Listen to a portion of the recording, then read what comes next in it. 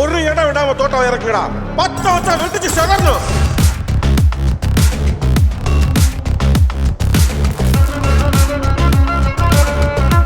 எட்ரா கொக்கி. தகதோம் தகதரி கிடதோம் தகதரி கிடதோம். தகதோம் தகதரி கிடதோம் தகதரி கிட தகதோம். இதை நான் சும்மா உங்களை மிரட்டுறதுக்காக சொல்லல. என் சூழ்நிலை அப்படி இருக்கு. அதனால நான் சொன்னதை செஞ்சே ஆவேன். Sir sir sir sir sir sir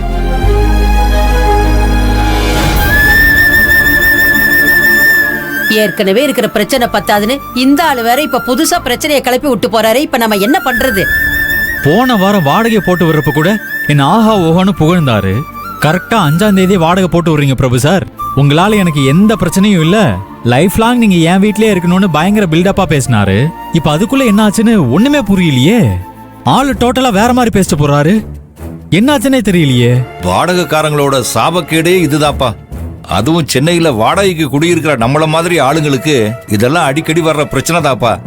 இந்த வீட்டை திடீர்னு யாராவது ஒரு நல்ல விலைக்கு கேட்டிருப்பாங்க. யாருக்கு தான் பணத்தாசை இல்ல, பணத்துக்கு ஆசைப்பட்டு இவரும் விக்கிறதுக்கு முடிவு எடுத்துட்டாரு போல இருக்கு. இப்ப நம்ம என்ன பண்ண போறோம்? அது சரி. இந்த ஆளு பணத்துக்கு ஆசைப்பட்டு வீட்டை விக்கிறதுக்கு முடிவு பண்ணிட்டாரு. இப்ப நாமல்ல பிரச்சனையில மாட்டிக்கிட்டோம். இந்த சிட்டில 5 மாசம் அட்வான்ஸ் வாங்கிட்டு 15,000 ரூபாய் வாடகைக்கு இந்த மாதிரி வீடு எப்படி கிடைக்கும்? எங்கன்னு போய் தேடுறது? அதுவும் ஒரு வாரத்துக்குள்ள மருமகனே. ஒரு வாரத்துக்குள்ள எப்படி முடியும்? சும்மா புலம்பிட்டு இருந்தா எதுவுமே முடியாதுதான்.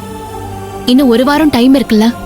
அதுக்குள்ள நம்ம குடும்பத்துக்கு ஏத்த மாதிரி ஒரு நல்ல வீட்டை நான் பாத்துடுறேன். ஏங்க, நீங்க கவலைப்படாம ஆபீஸ்க்கு போங்க.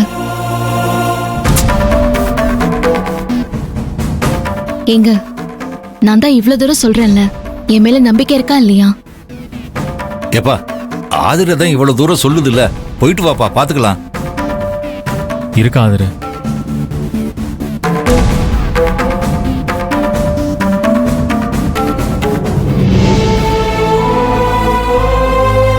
என்னத்தில்ல, சோதனை மேல சோதனையா இருக்குதே. ஆமாம்மா.